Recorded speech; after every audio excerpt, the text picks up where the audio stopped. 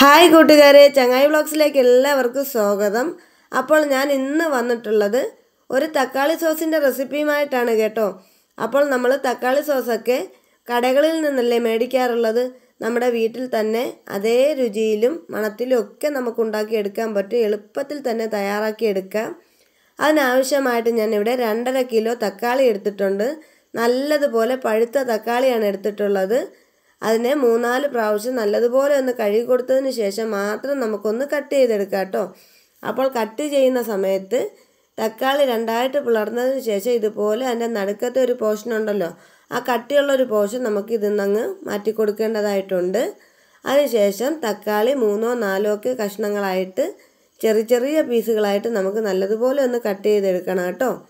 അപ്പോൾ എൻ്റെ എല്ലാ കൂട്ടുകാരും ഇതൊന്ന് ട്രൈ ചെയ്ത് നോക്കില്ലേ. ഒരടിപൊളി ടൊമാറ്റോ കെച്ചപ്പിൻ്റെ റെസിപ്പിയാണ്. നമ്മൾ എല്ലാ കുട്ടികൾക്കും മുതിർന്നവർക്കായാലും എല്ലാവർക്കും ഇത് ഇഷ്ടപ്പെടും കേട്ടോ. അപ്പോൾ എല്ലാവരും ഒന്ന് ട്രൈ ചെയ്ത് നോക്കണം. അപ്പോൾ നമ്മുടെ തക്കാളി എല്ലാം ഞാൻ കട്ട് ചെയ്തെടുത്തിട്ടുണ്ട്. ഇനി ഇതിനെ ഒരു കുക്കറിലേക്കാണ് ഞാൻ മാറ്റി കൊടുക്കുന്നത്. അപ്പോൾ നമുക്കൊരു കുക്കറിലേക്ക് മാറ്റി കൊടുക്കാം. അപ്പോൾ ഇതിൻ്റെ അകത്ത് നമ്മൾ ഈ തക്കാളി വേവിക്കാൻ വെച്ച് കൊടുക്കുന്ന സമയത്ത് വെള്ളമൊന്നും അഡീഷണൽ ചേർക്കേണ്ട കാര്യമില്ല. തക്കാളിയുടെ വെള്ളം തന്നെ നമുക്ക് ധാരാളം മതി കേട്ടോ. ഇനി ഇതിലേക്ക് ഞാനൊരു 3-4 വെളുത്തുള്ളി കഷ്ണങ്ങൾ കൂടി ഇട്ട് കൊടുക്കുന്നുണ്ട്. ഇനി ഇതിലേക്ക് ഒരു കഷ്ണം പട്ട ചേർത്ത് കൊടുക്കുന്നു. 3 ഗ്രാമ്പു കൂടി ഇട്ട് കൊടുക്കുന്നുണ്ട് കേട്ടോ. അപ്പോൾ നമുക്ക് കുക്കറൊക്കെ ഒന്ന് അടച്ചു കൊടുത്തതിന് ശേഷം 2-3 വിസിൽ വരുന്നത് വരെ ഇതിനെ ഒന്ന് വേവിച്ചിട്ടെടുക്കണം. അപ്പോൾ വിസിലൊക്കെ വന്നു, എയറൊക്കെ പോയി ഇരിക്കുവാണ്. അപ്പോൾ നമ്മുടെ കുക്കർ ഒന്ന് തുറന്ന് നോക്കാം കേട്ടോ. അപ്പോൾ അടിപൊളിയായിട്ട് നമ്മളെ തക്കാളി എല്ലാം വെന്ത് കിട്ടിയിട്ടുണ്ട്.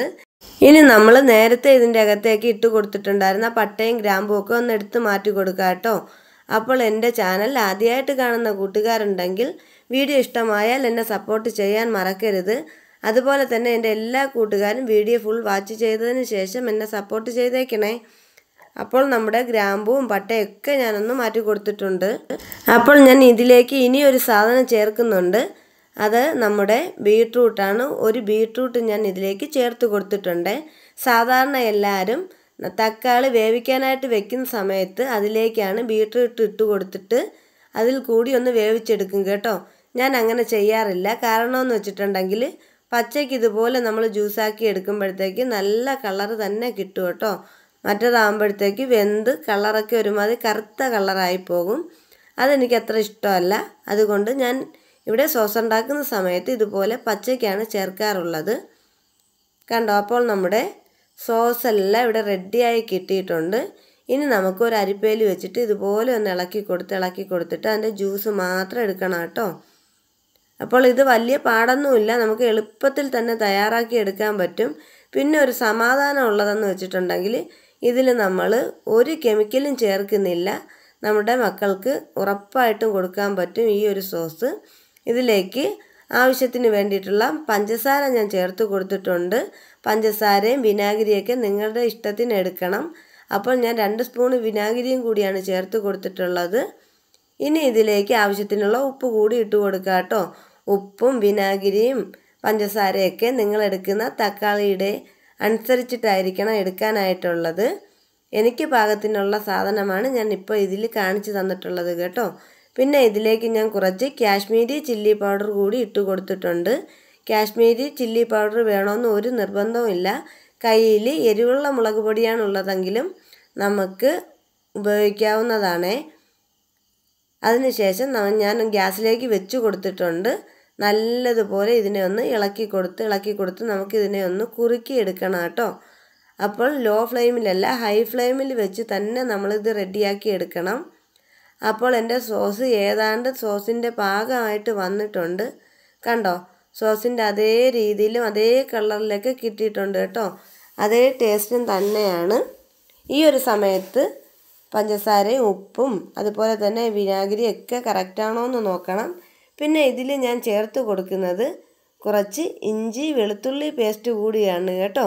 അത് ലാസ്റ്റ് ഞാൻ ചേർക്കുന്നുണ്ട്. ഞാൻ ഈ ഒരു തക്കാളി വേവിച്ച സമയത്ത് അതിലേക്ക് 3 വെളുത്തുള്ളി ചേർത്ത് കൊടുത്തിട്ടുണ്ടായിരുന്നു. അതിനു പുറമെ ഇതൊന്ന് വറ്റി വരുന്ന സമയത്ത് ഇഞ്ചി വെളുത്തുള്ളി പേസ്റ്റ് കയ്യിലുള്ളവർ ഇതിലൊന്ന് ചേർത്ത് കൊടുക്കണം കേട്ടോ. അല്ലാത്തവരാണെന്നുണ്ടെങ്കിൽ വെളുത്തുള്ളി നമ്മൾ വേവിക്കാനായിട്ട് വെച്ച് കൊടുക്കുന്ന സമയത്ത് അതിലൊരു പീസ് ഇഞ്ചി കൂടി ഇട്ട് കൊടുത്താലും മതിയേ. അപ്പോൾ നമ്മുടെ ടൊമാറ്റോ സോസൊക്കെ ഇവിടെ റെഡിയായി കിട്ടിയിട്ടുണ്ട്. കടയിൽ നിന്നൊക്കെ മേടിക്കുന്ന അതേ രീതിയിൽ തന്നെ റെഡിയാക്കി വെച്ചിട്ടുണ്ട് കേട്ടോ. വളരെ എളുപ്പത്തിൽ തന്നെ നമുക്ക് തയ്യാറാക്കി എടുക്കാം. ഇതിനെ ഒന്ന് മൂടി കൊടുത്തിട്ട് കുറച്ച് നേരം ഒന്ന് തണുക്കാനായിട്ട് വെച്ച് കൊടുക്കുക കേട്ടോ. അപ്പോൾ നമ്മുടെ ടൊമാറ്റോ സോസ് ഇവിടെ റെഡി ആയിട്ടുണ്ട്. ഇതിൻ്റെ അകത്ത് ഞാനൊരു അഡീഷണൽ ആയിട്ട് ഒരു കളറും ഞാൻ ചേർത്തിട്ടില്ല, ഒരു കെമിക്കലും ഞാൻ ചേർത്തിട്ടില്ല കേട്ടോ. അപ്പോൾ എൻ്റെ എല്ലാ കൂട്ടുകാർക്കും വീഡിയോ ഇഷ്ടമായി കാണുമെന്ന് ഞാൻ വിശ്വസിക്കുന്നു. വീഡിയോ ഇഷ്ടമായിട്ടുണ്ടെങ്കിൽ ലൈക്ക് ചെയ്യുക, ഷെയർ ചെയ്യുക, സബ്സ്ക്രൈബ് ചെയ്യുക. തൊട്ടടുത്ത ബെല്ലൈക്കൺ അടിച്ച് പൊട്ടിക്കാനും മറക്കരുത്. അപ്പോൾ അതിൽ ഓൾ ഓപ്ഷൻ കാണിക്കും, അതിൽ കൂടി ഒന്ന് ക്ലിക്ക് ചെയ്താൽ മാത്രമേ ഞാനിടുന്ന വീഡിയോസിൻ്റെ നോട്ടിഫിക്കേഷൻ നിങ്ങൾക്ക് ലഭിക്കുകയുള്ളൂ. അപ്പോൾ ടാറ്റാ.